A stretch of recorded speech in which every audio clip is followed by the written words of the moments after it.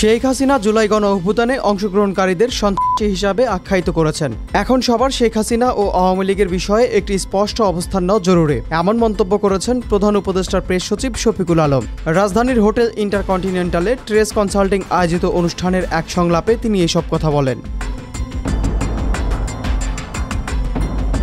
বক্তব্যে তিনি আওয়ামী লীগের সাম্প্রতিক কর্মকাণ্ডকে গণতান্ত্রিক ভবিষ্যতের জন্য অস্তিত্বের হুমকি অভিহিত করেন। ওই বক্তব্যে তিনি রাজনৈতিক দলগুলোকে আওয়ামী লীগের বিরুদ্ধে শক্ত ও ঐক্যবদ্ধ অবস্থান নিতে আহ্বান জানান। প্রেস সচিব এই বক্তব্য এমন সময় দিলেন যখন সামাজিক যোগাযোগ মাধ্যমে নিষিদ্ধ আওয়ামী লীগের 13 নভেম্বর ঢাকায় লকডাউন সহ 4 দিনের কর্মসূচি ঘোষণার গুঞ্জন উঠেছে। সরকারের প্রতিরোধের মধ্যে ঢাকায় ইতিমধ্যে নিষিদ্ধ দলটির 31 নেতাকর্মী গ্রেপ্তার হয়েছে। এই সময় প্রেস সচিব আন্তর্জাতিক সংবাদ মাধ্যমে শেখ হাসিনার সাম্প্রতিক বক্তব্যের সমালোচনা করেন। তিনি বলেন, তিনি বাংলাদেশের জনগণকে সন্ত্রাসী বলে আখ্যা দিয়েছেন। আমি মনে করি এই বক্তব্য বাংলাদেশের রাজনীতির জন্য অস্তিত্বের হুমকি। ওই সংলাপে প্রেস সচিব প্রশ্ন তোলেন, তিনি কি 18 কোটি মানুষকে ঘোষণা করে আবার ক্ষমতায় ফেরার চেষ্টা করছেন? ওই অনুষ্ঠানে সাংবাদিক এনায়েতুল্লাহ খানের বইয়ের উদ্ধৃতি দিয়ে শফিকুল আলম বলেন, এনায়েতুল্লাহ খান একসময় লিখেছিলেন 1974 সালে শেখ মুজিব 6 কোটি 50 লাখ মানুষকে রাজাকার বানিয়েছিলেন, আর এখন তার মেয়ে 18 কোটি মানুষকে সন্ত্রাসী বলছেন। এটা কল্পনাতীত।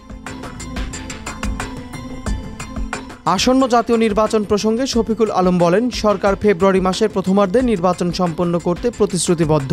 এ নিয়ে কোনো দ্বিধা বা সংকোচ থাকা উচিত নয়। সংবিধান ও শাসন ব্যবস্থাকে নিয়ে বিতর্ককে গণতান্ত্রিক প্রক্রিয়ার অংশ হিসাবে দেখিয়ে তিনি বলেন, শাসন ব্যবস্থা ও জুলাই সনদ নিয়ে বিতর্ক সুস্থ গণতান্ত্রিক প্রক্রিয়ার অংশ। সারা বিশ্বে সংবিধান সংক্রান্ত বিতর্কে সময় লাগে, কখনো তা দশক ধরেও চলে। রাতারাতি কোনো সমাধান চাপিয়ে দেওয়া যায় না। এ সময় তিনি রাজনৈতিক দলগুলোকে সতর্ক করে বলেন, যদি রাজনৈতিক দলগুলো সিদ্ধান্ত না নিতে পারে তাহলে নির্বাচন অনুষ্ঠানের অনিশ্চয়তা দূর করতে ম্যান্ডেট অনুযায়ী প্রয়োজনীয় সিদ্ধান্ত নেবে অন্তর্বর্তী সরকার। বক্তব্যে প্রেস সচিব বর্তমান রাজনৈতিক পরিস্থিতিতে উদ্বেগ প্রকাশ করেন। গণতান্ত্রিক সমাধানের জন্য রাজনৈতিক ঐক্যের প্রয়োজনীয়তাও তুলে ধরেন। তিনি বলেন, আমরা এখন একটি ফ্র্যাকচার্ড পলিটিক্যাল সিচুয়েশন দেখছি।